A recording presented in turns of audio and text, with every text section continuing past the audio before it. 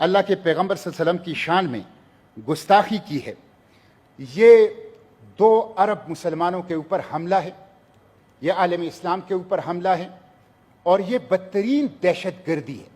जिन लोगों ने ये काम किए हैं वो इंसान नहीं है, दरिंदे हैं, और वो लोग हैं कि जो इस दुनिया को तीसरी जंग अजीम की तरफ वो धकेलना चाहते हैं।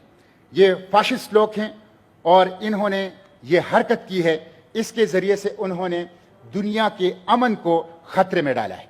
हमें इल्म है कि हिंदुस्तान के अंदर बीजेपी और आरएसएस की हुकूमत है और वो हिंदुत्व के नज़रिए के प्रचारक हैं, और हिंदुत्व के नज़रिए के 3 डिक्लेयर्ड ऑब्जेक्टिव हैं मुसलमानों के लिए। नंबर 1 वो हिंदू बन जाएं, नंबर 2 वो हिंदुस्तान छोड़ दें, नंबर 3 ऑप्शन ये देते हैं कि वो फिर मरने के लिए तैयार हो जाएं।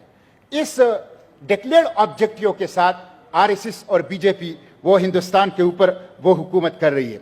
मिस्टर चेयरमैन, जेनोसाइड वॉच की जो जनवरी 2022 की रिपोर्ट आई है उसमें उन्होंने खुलकर कहा है कि बीजेपी के तहत इंडिया और कश्मीर के अंदर जेनोसाइड का एक बहुत स्ट्रॉन्ग रिस्क जो है वो मौजूद है। तो दुनिया भर के लोग ये कह रहे हैं, ये बाबरी मस्जिद का इन्हिदाम, कश्मीर में मुसलमानों का कत्लेआम, गुजरात में मुसलमानों का कत्लेआम, बुरके के ऊपर पाबंदी, और अब नामूस रिसालत की तरफ इन लोगों ने हाथ बढ़ाया है।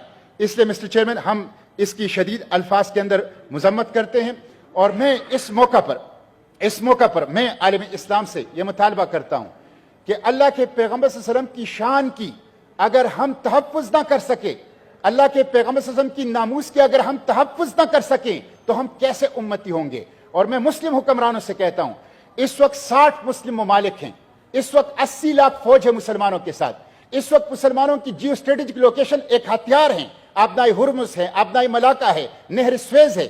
इस वक्त मुसलमानों के 80 लाख फौज के साथ हर किस्म का हथियार है। इस वक्त मुसलमानों के पास नेचुरल रिसोर्सेज और पेट्रोलियम उसका हथियार मौजूद है।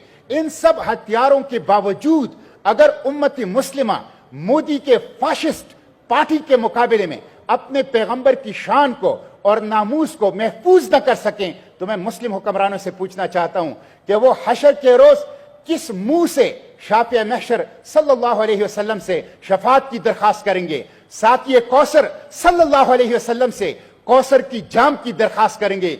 इसलिए ये तमाम मुसलमानों का भी फर्ज है और बिलखसूस मुस्लिम हुक्मरानों का फर्ज है कि इन दहशत गर्दों को जवाब दें और अपने पैगंबर सल्लल्लाहु अलैहि वसल्लम की शान को, उनकी नामूस को महफूज रखने के लिए हर किस्म के जो इकदाम हैं वो किरदार वो अदा करें। मिस्टर चेयरमैन, इस मौके पे मैं ये कहूंगा कि पूरे आलम इस्लाम को, बिलखसूस पाकिस्तान को लीड करना चाहिए। आलम इस्लाम को ओआईसी का हंगामी इजलास बनाना चाहिए।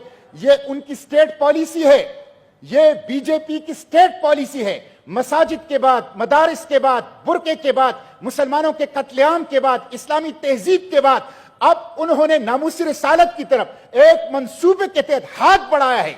इस स्टेट पॉलिसी का जवाब पाकिस्तान को देना चाहिए। ओआईसी का इजलास बुलाएं और ओआईसी के इजलास में सफारती ताल्लुकात और तिजारती ताल्लुकात के मुनक़ते करना, मसनूआत की बाइकाट करना और बाकायदा वार्निंग देगा कि नामूसी रिसालत हमारे लिए रेड लाइन है, नामूसी रिसालत हमारे लिए सुरख लकीर है। हम जान पर खेल जाएंगे, हम हर किस्म के नुकसान को गवारा कर लेंगे, अपनी पैगंबर सल्लल्लाहु अलैहि वसल्लम की शान के अंदर गुस्ताखी को वो बर्दाश्त नहीं करेंगे। तो ओआईसी का इजलास बुलाया जाए और इंटरनेशनल फोरम, बिलखसूस यूनाइटेड नेशन के फोरम के ऊपर, प्लेटफॉर्म के ऊपर इस इशू को उठाया जाए और नामूस रिसालत के तहफ़्फ़ुज़ के लिए पाकिस्तान आलम इस्लाम को मुतहर्रिक करे, तमाम बाज़मीर ममालिक को मुतहर्रिक करे, इंटरनेशनल कम्युनिटी को मुतहर्रिक करे, और उसके साथ साथ इंडिया के अंदर जो 25-30 करोड़ मुसलमान रहते हैं उनका तहफ़्फ़ुज़ हमारी जिम्मेदारी है, वहां के मसाजिद की तहफ़्फ़ुज़ हमारी जिम्मेदारी है, वहां इस्लामी तहजीब का तहफ़्फ़ुज़ हमारी जिम्मेदारी है। इसलिए पाकिस्तान को अपनी जो फॉरेन पॉलिसी है उसका एक कॉर्नर स्टोन इसको बनाना चाहिए कि पाकिस्तान नामूस रिसालत के तहफ़्फ़ुज़ और बिलखसूस इंडिया में मुसलमानों के और मुस्लिम तहजीब के तहफ़्फ़ुज़ को अपनी पॉलिसी का एक कॉर्नर स्टोन बनाएं। बहुत शुक्रिया। बड़ी अच्छी सजेशन है। जब ये रेजोल्यूशन पास होगा, ये मेरे साइन से सेक्रेटरी जनरल यूनाइटेड नेशन को भेजेंगे और 3 रुकनी एक डेलीगेशन भी वहां भेजूंगा, जाके एहतजाज करें उनके सामने। और